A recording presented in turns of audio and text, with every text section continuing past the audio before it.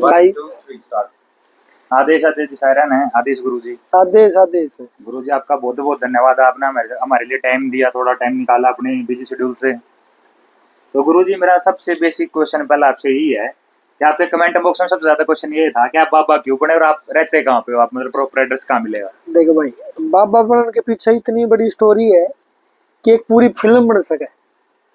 ठीक है भाई, मैं ठेठ बोल लूंगा, किसी का समझ ना हो तो भाई ट्रांसलेट बाद में करवा लियो मेरे पे।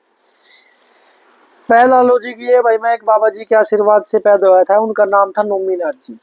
ठीक है, उन्होंने बचपन में मेरे को मांग लिया था गोद। दूसरी बात भाई, मेरे मन की इच्छा थी, ऐसा नहीं है कि भाई किसी ने मांग लिया और मैं बाबा जी बन गया। बचपन से ही मैं 4th स्टैंडर्ड से ही पूजा पाठ में मेरी रुचि थी और मेरे को अपने आप की खोज करनी थी। और उस अपने आप की आध्यात्मिक खोज के चक्कर में मैं आज भी बाबा जी हूँ और मेरे हिसाब से मरे जाएंगे जब तक बाबा जी रहेंगे। तो दूसरा सवाल गुरु जी वो है कि जो नाथ संप्रदाय है उसमें, जैसे मैंने आपको भी आदेश आदेश कराया, तो बहुत से लोगों ने इस बारे का नहीं बेरा कि आदेश कराया भी जाता है। जैसे अंग्रेजी में हेलो शब्द बोलो तुम, कोई मतलब है हेलो का। ठीक है, तो ये अपने भाई जो आदेश शब्द है नाथ संप्रदाय का, जैसे अपने राम राम बोल रहे देसी देहात में, राम राम जी राम राम, वो एक संबोधित शब्द है। भाई किसी से मिले तो भगवान का नाम लिया गया, हाय हेलो तो बढ़िया, राम राम लो। तो ऐसे नाथ संप्रदाय का योगी जब भी अपने सेवक भक्तों या श्री नाथ जी से मिलता है तो वो आदेश आदेश शब्द का उच्चारण करता है। आदेश एक संबोधित शब्द है नाथ संप्रदाय का। दूसरा, नाथ आदेश का मतलब है आ से आत्मा, दे से देवात्मा, स से शरीर। मतलब आत्मा को देवात्मा से मिलाने वाला ये शरीर है, ये वो दर्शाता है। एक गुरु जी मैंने बहुत वीडियो देखी है जो आपकी सेवा कांड डाल रखी है, आप खड़े थे, आप तपस्या कर रहे थे, तो उस तपस्या का नाम क्यों है, वो गुरु जी उसका महत्व क्यों हो तपस्या का। देखो, उस तपस्या को बोलते खड़ेसरी, जो कि हठ योग में आती है। और नाथ संप्रदाय मतलब सदियां बीत गई, इस संप्रदाय को हठी संप्रदाय कहा गया है, जिसमें कि साधु अपने हठ के द्वारा उस परमात्मा को, उस आत्म ज्ञान को जानता है। तो ऐसे ही उसका एक छोटा सा भाग है खड़ेसरी। ठीक है, उसमें करना क्या होता है, जो भी संत, जो भी साधु, जो भी नाथ जी तपस्या करता है, उसको खड़े रहना होता है। वो किसी के सहारे से, लकड़ी के सहारे से, या ड्राम के सहारे से, या झूले के सहारे से 24 घंटे खड़े रहना होता है। फिर खड़े शरीर में मोस्ट कॉमन क्वेश्चन क्या होते हैं, आप खाते कैसे हो, सोते कैसे हो, फ्रेश कैसे हो। तो सबसे कॉमन बात है भाई, फ्रेश भी खड़े खड़े होना होता है, खाना भी खड़े खड़े, और सोना भी। सोना तो होता ही नहीं, वो 5-4 मिनट झपकी लगती है। सबसे मेरे हिसाब से सबसे कठिन तपस्याओं में से एक तपस्या है खड़े शरीर। और जैसे गुरु जी को नया साधु बने तो उसने धूने ही तपस्या करनी चाहिए खड़ी श्री की। उसने अपने आप की तपस्या करनी चाहिए। दूसरी, उसने आप सबसे पहले अपने गुरु की सेवा करनी चाहिए, ज्ञान को अर्जित करना चाहिए। जब उसके पास ज्ञान होगा, जब उसको, अब एक बात बताओ, मैं खड़े श्री कर लूं, मैंने 5 साल हो गए, मेरे अंदर अहम हो, मेरे अंदर एक क्रोध हो, मेरे अंदर एक लोभ हो, वो खड़े श्री का क्या होगा। पहले तो अपने आप पर काबू करना पड़ेगा, जब जाके वो तपस्या फल देगी। तो नए साधु को हमेशा सबसे पहले तो गुरु की संगत में रहना चाहिए, गुरु की सेवा करनी चाहिए, उसके बाद गुरु आज्ञा से ही कोई कर्म तपस्या भजन करना चाहिए। गुरु जी जो साधु है और संत है, इनमें फर्क क्या होता है गुरु जी। फर्क शब्दों का खेल है, लेकिन शास्त्रों के मुताबिक अलग अलग है। संत, जैसे कबीर को संत की श्रेणी में कहा है, वो वाणिया बोलते थे, जो अपनी वाणी लोगों तक पहुंचाते हैं वो संत है। और साधु जो अपने आप को साध के उस परमात्मा की साधना में लीन रहते हैं। तो गुरु जी आजकल जो मोस्ट कंट्रोवर्शियल बात चल रही है कि सनातन धर्म क्या है, और इसके ये हमें लड़ना सिखाता औरों से, जैसे आजकल चल रहा है। देखो, सनातन एक धर्म नहीं, मैं नहीं मानता, मेरी व्यक्तिगत सोच है, सनातन एक धर्म नहीं है, सनातन एक सभ्यता है, जो इंसान को जीने की एक खुशहाल जीवन जीने की एक मतलब जीना सिखाती है। इंसान को खुशहाल जीवन जीना कैसे है, वो सनातन सिखाता है। जैसे कि राजस्थान में जाओगे अलग सभ्यता है, साउथ में जाओगे अलग सभ्यता है, नेपाल में जाओगे अलग सभ्यता है, यूपी में जाओगे अलग सभ्यता है, दिल्ली जाओगे अलग सभ्यता है। जितनी भी सभ्यताएं है, सबको जो एक साथ लेके चले, जो जीव जंतुओं से प्रेम करना सिखाए, जो मानवता को प्रेम करना सिखाए, वो सनातन है। सनातन का मतलब अनादि, जो अनादि काल से चला रहा है। हमारे शास्त्रों में कभी भी दूसरे धर्म का जिक्र नहीं मिलेगा, लेकिन दूसरे धर्मों में हमारे धर्म का जिक्र मिलेगा। कारण है क्योंकि सनातन से प्राचीन कुछ नहीं है। तो अभी गुरुजी मैंने आपकी रिसेंट वीडियो देखी थी, उसमें आपने तिरुपति बालाजी का जिक्र कर रखा था, तो वो क्या इशू था वो गुरुजी? भाई वो देखो, जो वहाँ की कमेटी थी, कमेटी लड्डुओं का प्रसाद बनाती थी भक्तों के लिए। अब उसमें मछली का तेल और मीट मीट के अवशेष, और ये चीज प्रमाण हो चुकी है, लैब में टेस्ट होया है, उस टेस्ट में वो चीज निकली है। तो भाई उस बात का मेरे को क्रोध इसलिए था। पहली बात तो हमारे जितने भी मठ मंदिर मस्जिद मस्जिद उन्होंने निकाल दो, मठ मंदिर जितने भी है सब के ऊपर एक तो कमेटियां बन चुकी है, दूसरा गवर्नमेंट के अंडर आ चुके हैं। अब वहां पे किसी की नहीं चलती, उनकी चलती है। अब मस्जिदों ने कर लो ना काबू में, नहीं हो सकता। तो हमारे धर्म में भाई ऐसा क्यों? अब मच्छी खुआओगे, मच्छियों का तेल मारते खुआओगे? अरे शर्म आनी चाहिए। जो व्यक्ति पूरे मतलब ब्रह्मचार्य का पालन करता है, शुद्ध सात्विक है, उसको मछली का तेल के लड्डू खाने पड़ गए, कौन सा धर्म बच गया भाई उसका? इसलिए मेरे को गुस्सा आया था उस बात पे। और इसका मेन कारण कमेटियां है और सरकारें हैं। जैसे कि अब मैं एक और बात बोल दूं भाई, विन का जो वक्र बोर्ड है, अपना भी एक ऐसा बोर्ड होना चाहिए जहां पे अपने मठ मंदिरों की जो जमीनें कब्जे में है, वो सिर्फ वो बोर्ड वो अड़ जाओ, वो तुरंत फैसला करे। वक्र बोर्ड की जमीन पे आप आज वक्र बोर्ड का ये जमीन मारी है तो आप कोर्ट में भी चले जाइए, जब भी कोई फैसला नहीं होता भाई।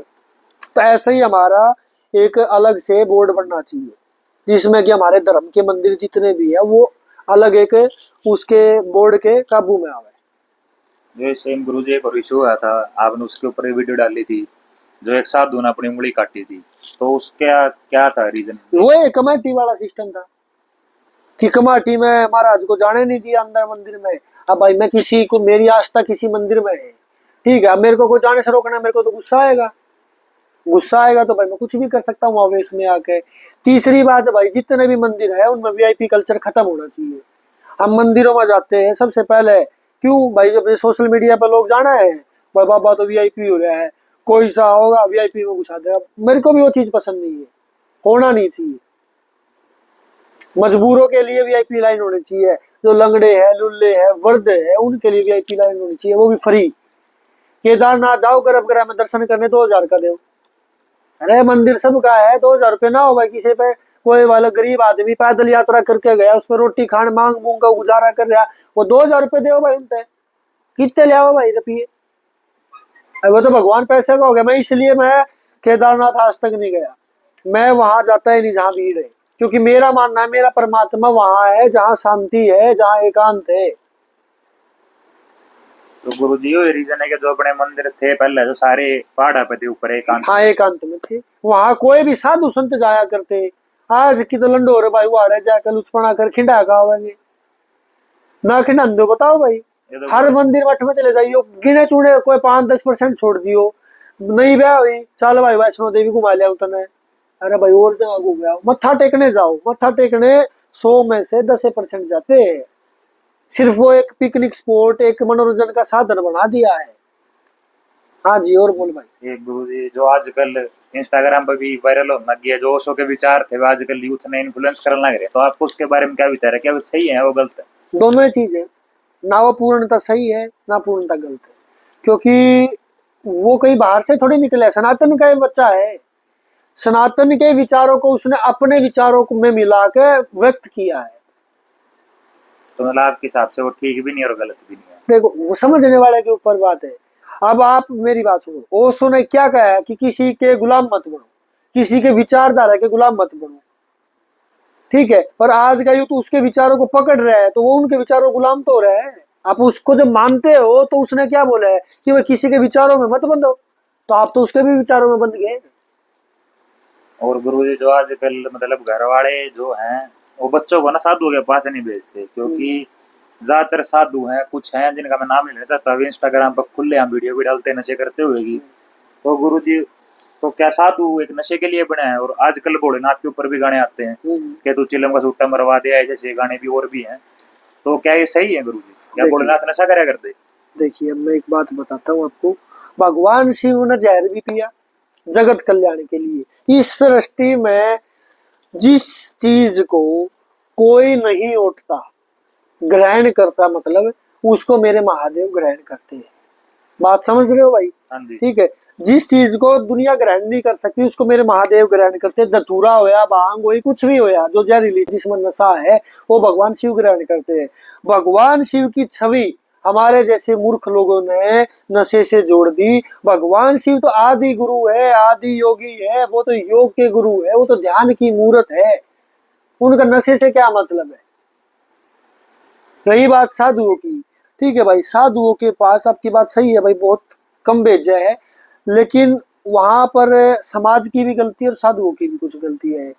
पहली बात तो भाई देखो, मेरे को नहीं बोलना चाहिए, कुछ साधु एक दो ऐसे भी है जो कोई बच्चा आ गया, वो मान लो खुद चिलम पी रहा है, भाई तेरे को खुद पीनी है पी ले यार, दूसरे को क्यों पिला रहा है, जबरदस्ती करके पिला। कोई नहीं, प्रसाद है, प्रसाद ये प्रसाद देना है, अपना आशीर्वाद दो, ज्ञान दो उसको, ज्ञान आप देते नहीं है। तो भाई सीधी सी बात है, नशे को साधु से मत जोड़ो। साधु वो जिसने अपने आप को साध लिया, जो जगत को ज्ञान दे। और गुरुजी एक सवाल और था जो सनातन धर्म से रिलेटेड है। एक तो आपके गुरु कौन थे, और अगर किसी किसी को भगवान का मार्ग पाना है। मेरे गुरु थे नहीं, पहली बात तो है। हाँ जी। तो कानून हमारा भाई, मेरे गुरु ने है। हाँ। जो जो आपके गुरु हैं, और आजकल जैसे भगवान को पाना है तो किसी साधु या किसी गुरु का लेना जरूरी है। बिल्कुल है। जैसे कि आध्यात्मिकता में आप अंधे हो, क्योंकि जब तक आपने ईश्वर को नहीं देखा तो आप अंधे हो, क्योंकि आपको तो वो रूह दिखती नहीं, वो एहसास होता नहीं। एक अंधा क्या दूसरे अंधे को रास्ता दिखा सकता है। वो जिसकी आंख खुली है, जिसके चक्षु खुले हैं, वो गुरु ही मार्ग दिखाता है, वो गुरु ही रास्ता दिखाता है उस ईश्वर तक जाने का। आप भक्ति कर लोगे। एक मैं कॉमन सी बात बताऊं भाई, का ऑन कैमरा बोल रहा हूं, जो भी पूजा पाठ करेगा, कोई भी थम भाई, कितने जने हो, 5-10 जने यहाँ पे हो, जो भी भक्ति करेगा, बैठ कर जाप करेगा, उसके साथ 3-4 घटनाएं स्टार्टिंग से होती है। जब आई आना, आंखों से आंसू आना, शरीर में कीड़ी सी चलना, करो भाई तुम, रुआ खड़े होना, होती है भाई नहीं होती, करी होगी तुमने थोड़ा बहुत तो जा पे। और उसके बाद क्या किसी को पता है, बोल लो भाई तुम इतने सुन ला रहे, उसके बाद होया कुछ वहां तक सीमित रह गए, उसके बाद ज्यादा क्या हुआ, शरीर इतना सुन हो जाएगा, उसके बाद भाई होया, बोलो। हाँ जी गुरु। उसके बाद तो नहीं होया कुछ ना हुआ, ज्यादा क्या हुआ, शरीर भारी होना, एक जगह सर भारी हो जाएगा, फिर तुम पूजा पाठ कम कर दोगे। उसके आगे का रास्ता तो गुरु दिखाएगा ना, इसलिए तो गुरु है। होता है भाई, कितने जने बोल के बताओ जोर से। हाँ जी गुरु जी, होता है। तो यही तो बात है, यही तो गुरु आगे का रास्ता दिखाएगा। ये बड़ी कॉमन है या, ये तो मान एडमिशन भी नहीं होया उन बच्चों के साथ होती है। हाँ जी, हाँ जी। उसके आगे तो बहुत सारे अनुभव है जो हम व्यक्त भी नहीं कर सकते, हम बता भी नहीं सकते, वो सिर्फ एक गुरु ही वो भाव दिखा सकता है। जैसे गुरुजी आप नेपाल गए थे, तो अपने पीछे भी चर्चा हुई थी इस बारे में जब बैठे थे, तो आप कह रहे थे जो गौतम बुद्ध है, क्या वो नाथ संप्रदाय से जुड़े? बिल्कुल है भाई, बिल्कुल है। आप गौतम बुद्ध की आप कोई भी मूर्ति उठाना, कानों में कुंडल मिलेंगे आपने। और बुद्धिज्म में एक तांत्रिक हो मिलारेपा, मैं भी उनके तंत्र को मान्या करता, इस्तेमाल किया करता। और जब मैं नेपाल गया, जब मेरे को पता चला वो भी नाथ संप्रदाय से थे, और जिसको भाई इसकी बात मेरी खंडित लगे, तो पशुपति जो नाथ जी है, उससे पहले मरकस्थली है, मरकस्थली से आप जैसे जाओगे शमशान घाट आता है, शमशान घाट से नदी से राइट लेना, राइट लेके थोड़ा सा लेफ्ट चढ़ोगे, वहां पे तिल्लारेपा की गुफा है, वहां पे उसकी समाधि है। वो गोरखनाथ जी के शिष्य थे और मिलारेपा की 5वीं पीढ़ी के पूर्वज थे, जो कि गोरखनाथ जी से दीक्षित होकर तंत्र उन्होंने सीखा था गोरखनाथ जी से। तो यहाँ से प्रमाण मिलता है कि बुद्धिज्म भी नाथ संप्रदाय से निकला हुआ है, जैन भी, यहाँ तक जैन भी। आप जैन के 84 सिद्धों को नाम उठाओगे, वहां पर भी मच्छिंद्र नाथ और गोरखनाथ जी मिलेगा। और बुद्धिज्म में भी 84 मूर्तियां है जो सिद्ध मूर्तियों में आती है, वहां पे गोरखनाथ भी है, मच्छिंद्र नाथ भी है। तो क्यों आते हैं भाई वो, जब हमारा संप्रदाय उनसे अलग है, उनका उन से अलग है, क्यों आते हैं भाई वो। और इस बात का प्रमाण लेना, विकिपीडिया खोल लेना, विकिपीडिया पे गोरखनाथ जी सर्च करना, ठीक है, आप गोरखनाथ जी सर्च करोगे, वहां पे 10 नामी भी हमसे निकले हुए हैं। और एक बार बताऊं, मेरे पास मिल भी जाएगा स्क्रीनशॉट,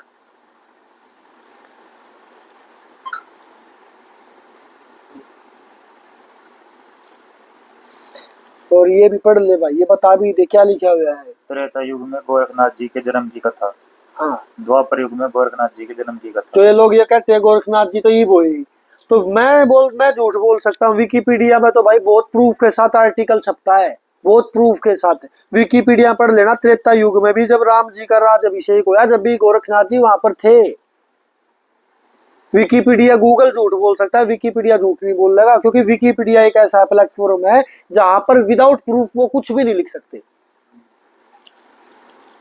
तो गुरुजी इससे बात एक क्वेश्चन और लिख रहे हैं हाँ बिल्कुल। कि जो गोरखनाथ जी है या गोरक्षनाथ जी दोनों अलग हैं या एक ही है?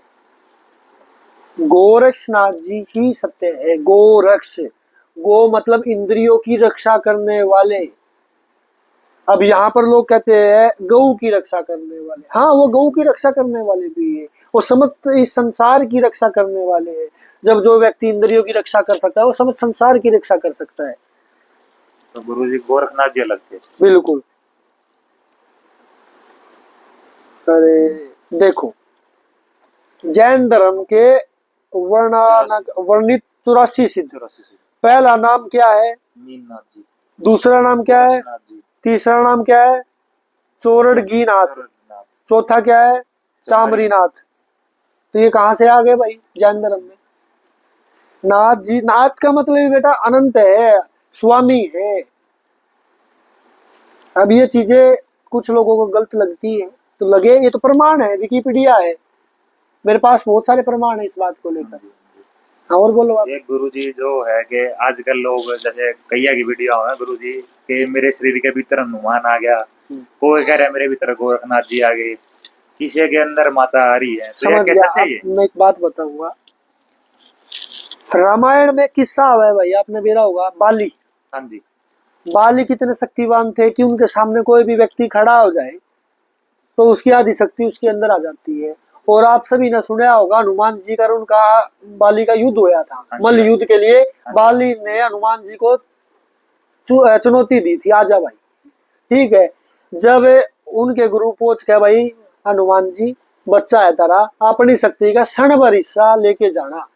तो हनुमान जी जब अपनी शक्ति का क्षण भर हिस्सा लेके गए थे और उसके सामने खड़े हुए थे, उसका शरीर फटने वाला हो गया था, पागल हो गया था, वो भागने लग गया था। तो जब बाली जैसा व्यक्ति उसकी हनुमान जी की शक्ति का क्षण भर भी सहन नहीं कर पाया, तो हम जैसे मूर्ख इंसान क्या क्या दर्शन कर लेंगे? दर्शन तक नहीं होते, और वो शरीर में आ जाएंगे। वो कितनी पवित्र आत्मा जो चारों युग से तपस्या कर रहे हैं, वो हमारे इस तुच्छ मानव शरीर में घुस जाएंगे क्या? नहीं। हाँ, भूत प्रेत होंगे यार जो होंगे, पर हनुमान जी देव देवता किसी के शरीर में नहीं आ सकते, नहीं आ सकते, बिल्कुल नहीं आ सकते। उनके दर्शन करने के लिए भी भैया हजारों साल, हमारे साधु संतों पर वो यार हजारों साल तप कर जाते, जब जाकर क्षण भर के लिए दर्शन होते थे। अब वो 2 महीने बिना जोत लगा के वो खुद उनमें गोरखनाथ जी आ गए यार, ऐसा नहीं होता बेटा। एक गुरुजी नाथ संप्रदाय में कंट्रोवर्सी चलती है गुरुजी कि जो बालकनाथ जी थे वे नवनाथा में क्यों नहीं आते, और जो गोरखनाथ जी का और बालकनाथ जी का विवाद हुआ था। नहीं, कोई विवाद नहीं हुआ, ये एक भ्रमित करने की बात है। ठीक है, गोरखनाथ जी बालकनाथ जी और बालकनाथ जी गोरखनाथ जी है। देखो सिद्धों में कभी लड़ाई नहीं हुई, और जो सिद्ध हो गए वो लड़ाई क्यों करेंगे?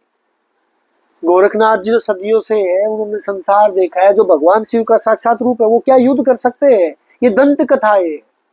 जैसे ऐसे कई कथाएं गुरुजी हनुमान जी के साथ हुआ, काली माता के साथ हनुमान हुआ। जी बेटा गोरखनाथ जी के शिष्य है, अब वो क्यों युद्ध करेंगे? भगवान गोरखनाथ जी हनुमान जी से युद्ध क्यों करेंगे? अब युद्ध में तो ऐसा भी बताया गया कि हनुमान जी को बांध दिया था, हाँ जी, हाँ जी। सुनी होगी। अब हनुमान जी के पास हो सकती है कि उनकी इच्छा के बगैर उनको कोई बांध नहीं सकता। हाँ जी। तो ये दंत कथा है ना बेटा। तो ये अपने यूथ ने मिसगाइड करने के लिए बनाई गई है गुरुजी। हाँ, हमारे धर्म को दूसरी राह पे ले जाने के लिए। एक गुरुजी बहुत आजकल चल रहा है कि जो इल्यूमिनाटी है, तो यह जो सोसाइटी चल रही है ये यूथ ना खराब देखो, करने लग रही है। हम इल्यूमिनाटी की उसको सोचते हैं, आपको पता है अपने भारत की भी एक सभ्यता ऐसी गुप्त है, ना गुरुजी। उसके बारे में सर्च करना। हम मूर्ख लोग हैं, अंग्रेजों के गुलाम, आज भी मानसिकता से हम बीमार है, हम परेशान हैं, डिप्रेशन के शिकार है आज का युवा, क्योंकि वो अंग्रेजों का गुलाम है। अरे अपनी सभ्यताओं को देखो, हमारे पास भी ऐसी ऐसी गुप्त बहुत सारी गुप्त है। माना जाता है गुरु जो कैलाश के साइड में माना जाता है कुछ साधु जो बिल्कुल है, कैलाश में है। कैलाश पर्वत पे आप जाओगे, अलग ही एनर्जी का अनुभव होगा। और बेटा सदियों से चली आ रही है एक प्रथा, मैं नाम ऑन कैमरा नहीं बताऊंगा, आप सर्च कर लेना या ऑफ कैमरा बता दूंगा। है, एक सभ्यता है जो गुप्त तौर पे रहती है और पीढ़ी दर पीढ़ी दर चल रही है। तो गुरु जी जो आजकल है कि पैरानॉर्मल एक्टिविटीज के बारे में बहुत ज्यादा चल रहा है कि भूत प्रेत होते हैं कि नहीं होते, जैसे एक किला भी है राजस्थान में भानगढ़ का। देखिए मेरे को, मैं एक छोटी सी बात है, आप जी रहे हो, सांस ले रहे हो, ये कोई प्रोसेस है। और जब ये प्रोसेस है, ये मशीनरी है, शरीर एक मशीनरी है। जब ये मशीनरी है तो किसी ने बनाई होगी। जैसे ये मोबाइल है, ये मशीनरी है तो किसी ने बनाया है ना। तो ऐसे ही जब ये मशीनरी किसी ने बनाई है, जब हम यहाँ पे बैठे हैं, तो मशीनरी है, बनाने वाला है तो कोई ना कोई ईश्वर है। और ईश्वर है तो शैतान भी होगा, क्योंकि पैरेलल दुनिया है। दिन है तो रात भी है, और रात है दिन भी है। दुख है तो सुख भी है, सुख है तो दुख भी है। तो भगवान है तो भूत भी है। और नहीं है तो भाई सुनो, कबीर जी को मानते हो, तुलसीदास जी को मानते हो। हाँ जी गुरु। तुलसीदास को तो मानते हो। हनुमान चालीसा में क्या आता है? भूत पिशाच निकट नहीं आवे। जब भूत पिशाच थे तभी तो बात लिखी गई होगी। तो गुरु जी एक और है कि जो ज्योतिषी हो हैं या देखने वाले हो हैं, तो जो ये बताते हो सच होता है गुरु जी? अगर वो ज्योतिषी है, ध्यान से सुनना, अगर वो ज्योतिषी है तो भाई वो सही अनुमान बता सकता है। अनुमान, जैसे गणित का एक अनुमान होता है, ऐसे ज्योतिषी का एक अनुमान होता है। और वो भी जो सही ज्योतिषी होगा वो। मतलब जो गुरु जी हम सुनने में कई बार सुना है कि जो हाथी लकीर हो ये बदलती रहती है। बिल्कुल बदलती है भाई। मैं एक बात बता रहा हूँ, आज के सभी युवाओं तक मेरा एक संदेश है, भविष्य की चिंताओं में मत घुसना कि मेरे भविष्य में ये लिखा है। भविष्य वर्तमान तय करता है। वर्तमान के बिना कोई भविष्य नहीं है। हमारा आज का जीवन, आज का समय, वही आगे वाले भविष्य का चयन करता है। जैसे कि ध्यान करो। अरे ध्यान का मतलब असल क्या है? सांस पे ध्यान दो। कॉमन बात है, हर कोई ये बोला सांस पर ध्यान दो। सांस का मतलब वर्तमान में, अभी के समय। अभी के समय आप जियोगे तभी तो आप वर्तमान में कुछ कर पाओगे, भविष्य में कुछ कर पाओगे। अभी भविष्य में कह दे भाई, जैसे कि आपने बेरा होगा, महामृत्यु जो किसने लिखा? मार्कंडे ऋषि ने। किस कंडीशन में लिखा? उनकी मृत्यु कितने कितने 12 साल हाँ जी 12 साल की उम्र थी उनकी। थी। क्या जब भगवान शिव ने कह दिया भाई उस बच्चे की 12 साल उम्र है, तो भाई जब भगवान शिव ने भविष्य तय कर दिया तो उनकी उम्र लंबी कैसे होगी बता? ध्यान था गुरु जी। भगवान की आराधना।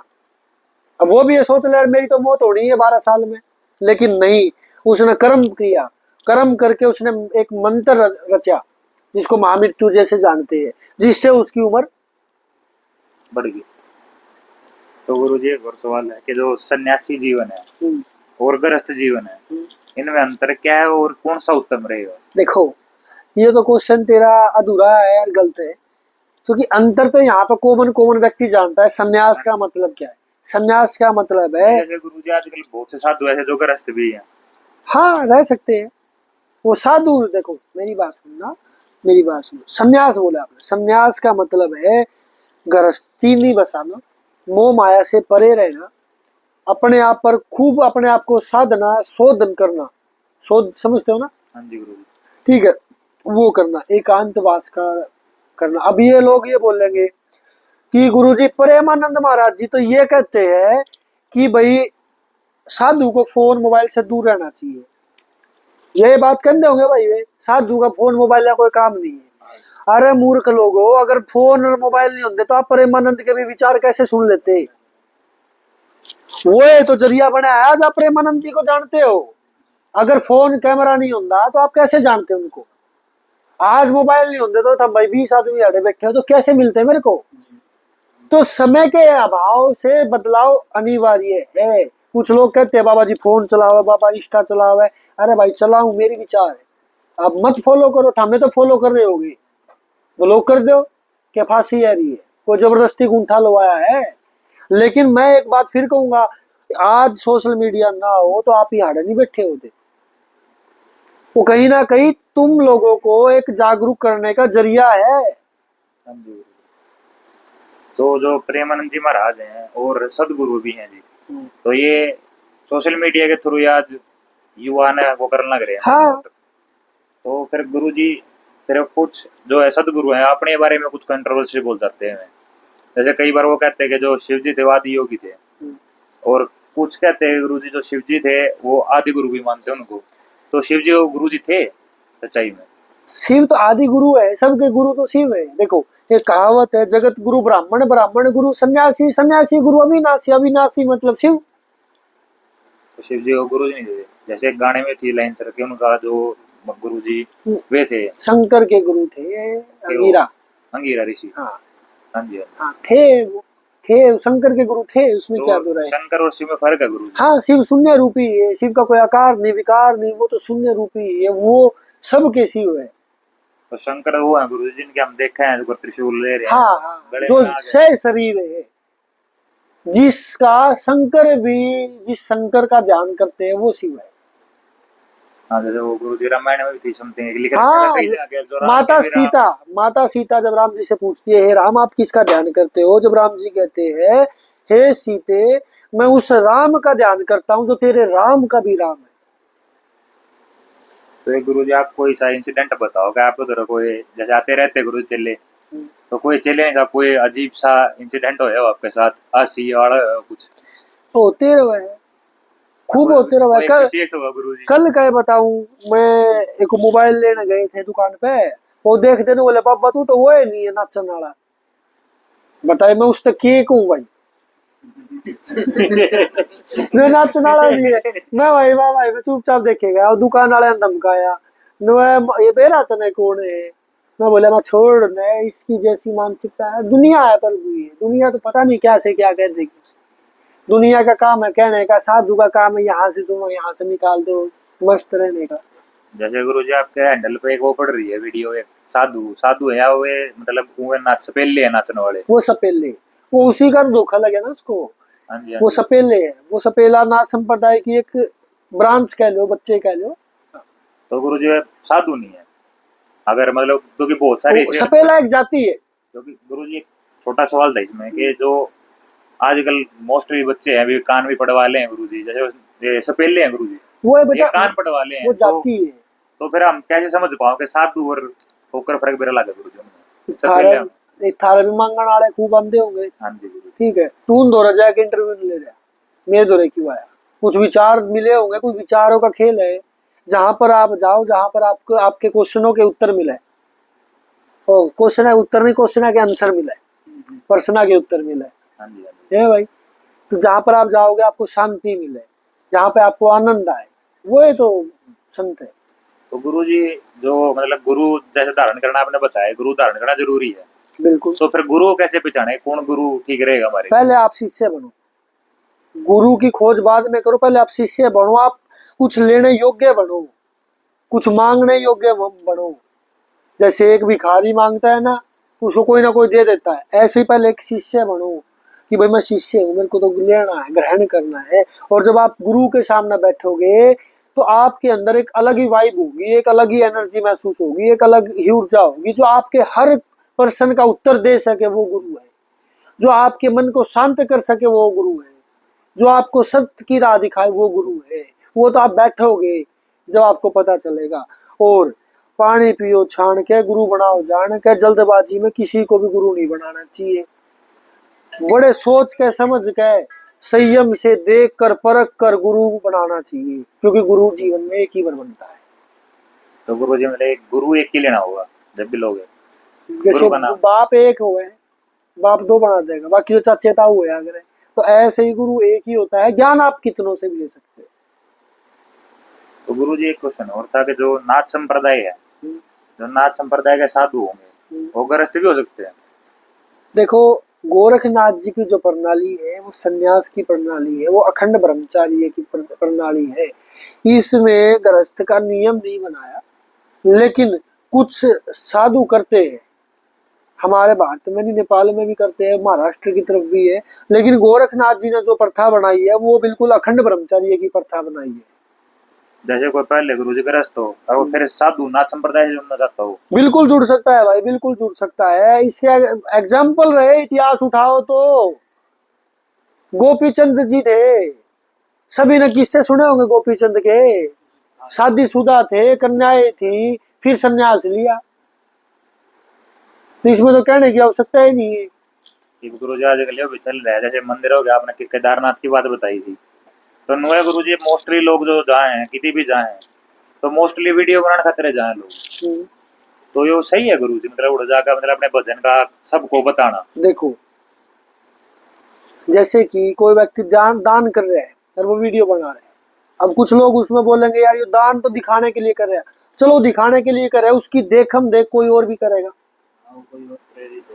कोई भी प्रेरित होगा उस चीज से। दान करके दिखा दो, कोई बात नहीं, पर मजबूरी का फायदा नहीं उठाना चाहिए। दूसरी बात, जैसे आपने मंदिर की बात उठाई, मंदिर में जाओ, चलो याद के लिए फोटो ले लिया, वीडियो ले ली, परंतु जब आप वहां पर जाओ बिल्कुल फ्री होके जाओ। फ्री इन द सेंस कि अपना पूरे शरीर का, अपनी आत्मा का समर्पण भगवान को कर दो कि आप ही ईश्वर हो, आप ही हो, जो कुछ भी हो। ये नहीं है कि वीडियो बनाओगे, नहीं, वीडियो बना लो, उससे कोई आपत्ति नहीं है, पर पहले अपना पूरा समर्पण भगवान को दे दो, अपना निछावर कर दो सब कुछ। उस मकसद से नहीं जाना कि मैंने तो फोटो हाँ, मकसद वो नहीं होना एक आस्था होनी चाहिए बात है। इसका गुरुजी एक इंसिडेंट हुआ था पीछे, ये केदारनाथ में लैंडस्लाइड होगी, क्योंकि उठे बहुत से लोग जो गए वे ढोल लेके चले गए वीडियो बनाने खातिर। कुछ कपल्स जाए वे उठे गुरुजी उसके आगे खड़े देखा, मैंने तो वो तो आपको बताया ना कि धर्म क्षेत्र जो भी है वहां पर लोग मनोरंजन हेतु जाते हैं, पिकनिक स्पॉट की तरह जाते हैं। ये बात तो अपनी हो चुकी है। वैष्णो देवी तकरीबन 7 दिन वैष्णो देवी घुमा लिया उतने, चल भगवान चल घुमा लियाऊंगा, भगवान चल हरिद्वार घुमा लियाऊंगा, भगवान चल सालासर घुमा लियाऊंगा, ये अड़ तक रह गए ना बेटा। भाई आप सभी ने कुछ पूछना पूछ सकता है, सारे क्वेश्चन पूरे हो गए। हाँ हाँ। एक गुरुजी हो रहे हैं, जैसे मेहंदीपुर बालाजी है, मेहंदीपुर बालाजी में भूत वैसे निकालते हैं, तो क्या वो सच में ऐसा होता है गुरुजी को निकलता है भूत वहां पे? भाई बेरानी में तो कई बार गया, मेरे में तो ना भूत पाया और ना मेरा निकला। इंसान से बड़ा जिंदा भूत कौन है? वो है गुरुजी वहां पे जो देखा है कई बार, जैसे मैं पीछे से गया था, बेटा होता है तो बाहर जैसे कोई बैठी है लोग, देखियो, वहाँ का इतिहास बहुत अलग है, फोन कैमरा मैं नहीं बता सकता, कुछ बातें हैं ऑफ कैमरा में आपको बातें बता दूंगा।